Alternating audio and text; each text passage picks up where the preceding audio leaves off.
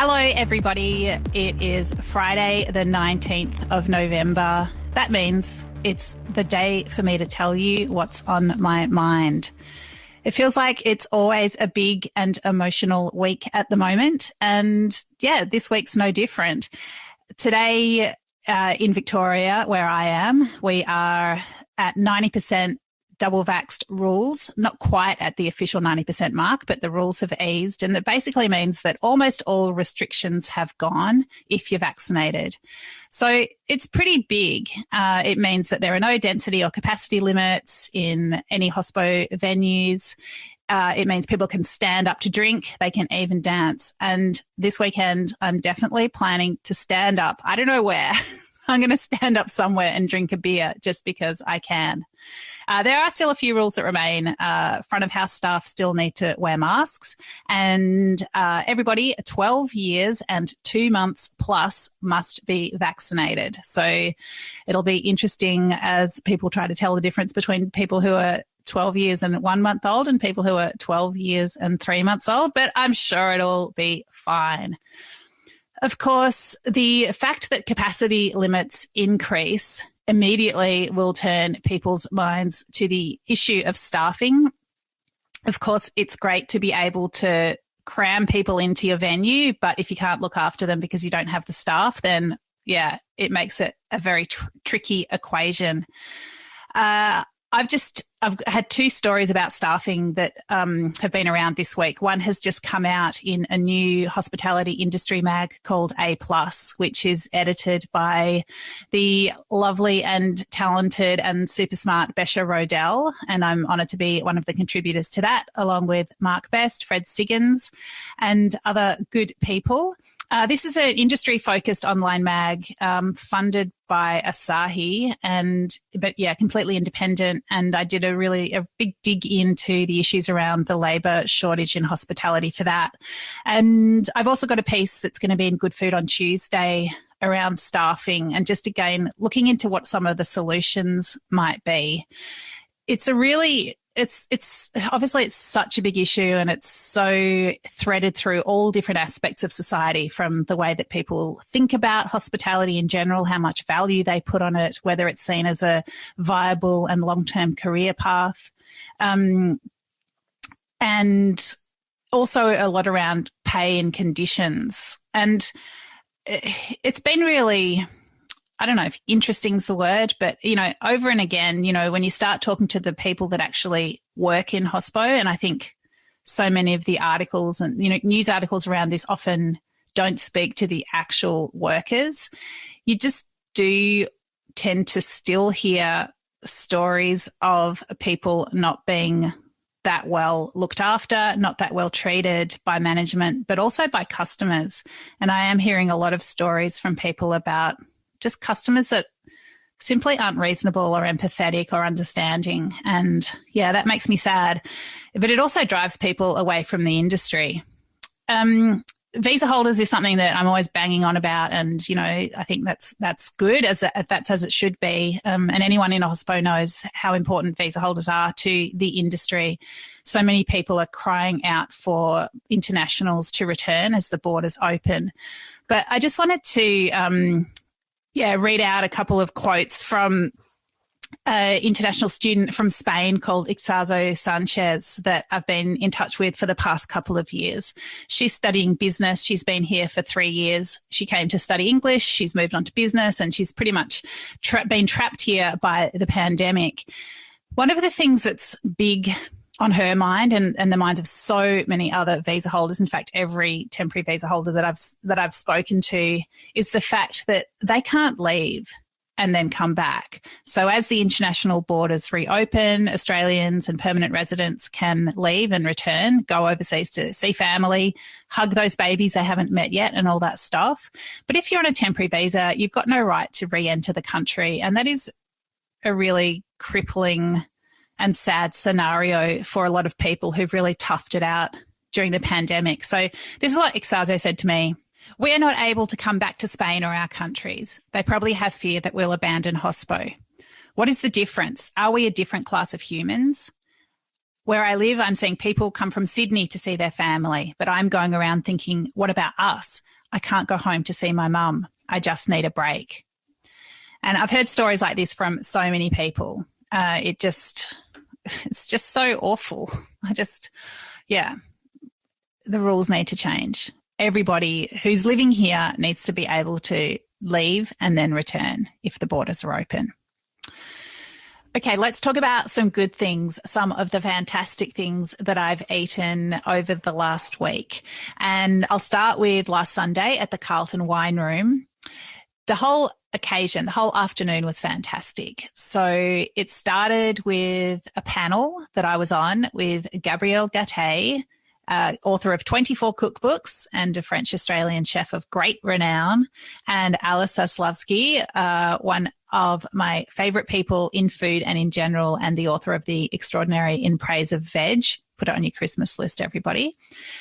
We were a panel of 3 before a screening of Julia, a new documentary about Julia Child, the American author, who wrote extensively about French food and was really became famous because she was on US TV and I guess trained a generation of people to love food again after becoming enthralled by convenience, deep freezers, microwave food, all that kind of stuff. Anyway, it was really exciting to be in a room with people in a cinema at an event. It was extraordinarily exciting, almost overwhelming.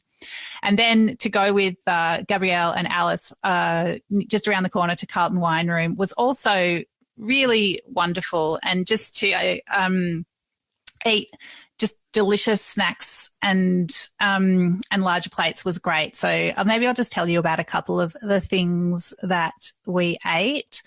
I'm looking at my photos, what to talk about. Maybe I'll talk about the flounder because Julia Child would have been so proud of us for ordering that. A fillet of sole was the dish that turned her on to French cuisine, so sole drowning in butter. So we had flounder that was beautifully grilled and served with a buttery sauce, and Gabrielle filleted it for us at the table, and it was just super delicious. So yeah, that was really good. But also this week, I've eaten at All Things Equal, which is a little cafe in Balaclava, which employs people with disabilities.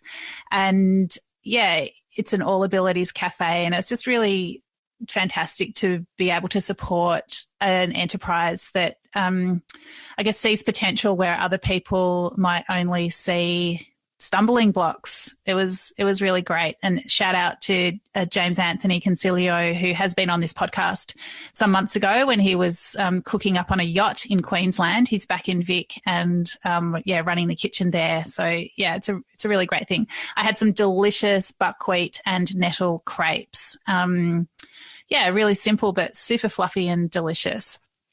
Also this week I've eaten a really gorgeous Wagyu steak from Blackmore. And if you haven't caught up with my producer's chat with Ben Blackmore, please do. As Chris Young, the guy who was looking after me at Meatsmith in St Kilda, told me, apparently a lot of the families who have kids finishing year 12, instead of going out to a restaurant for a big spendy meal, they are buying Wagyu and grilling it at home for the kids.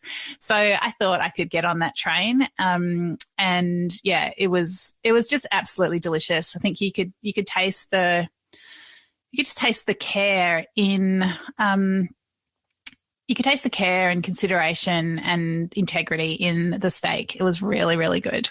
I would also like to acknowledge the Melbourne Food and Wine Festival and say a big thank you and I'm a bit humbled because I've been one of the class of 2021 welcomed into the Melbourne Food and Wine Festival Legends Hall of Fame for my work as a food communicator. I've grown up looking at this list of legends, which grows by 5 or 6 every year. And just these are the people that I've admired and written about and just really looked up to. And so to be numbered among them is an extraordinary privilege, which I'm really grateful for. It's a really great class that I'm part of. So the other legends, oh, I can't believe it, are Otto Del Zotto for introducing us all to Prosecco, and I've certainly appreciated that introduction. Sharon Flynn from the Fermentary, who has done so much to, get good bacteria bubbling in our lives. John Reed, oh my goodness, dear departed John Reed.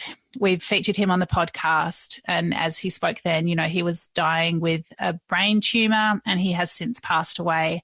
It's so sad that he's gone, and I'm really glad that he's been acknowledged in this way. Karen Martini has been added to the Legends list for all her work in food, hospitality, and the food industry generally. And the sustainability champion is Joost Bakker, acknowledged for his long list of achievements in sustainability and just always keeping the fire burning, but particularly for his work at Future Food System, which is still there in Federation Square, and they've opened it now to more tours. So anyone who hasn't had a look at Future Food System and is able to get to Melbourne or is in Melbourne, please go and have a look at it. It will change your life, and it needs to change our world. Track back on the podcast and listen to my chat with Joe Barrett if you want to hear more about that project. Matt Stone and Joe Barrett are moving on. Joe is still at the house quite a bit for now. Matt's moved up north, but all three of them are integral to that project.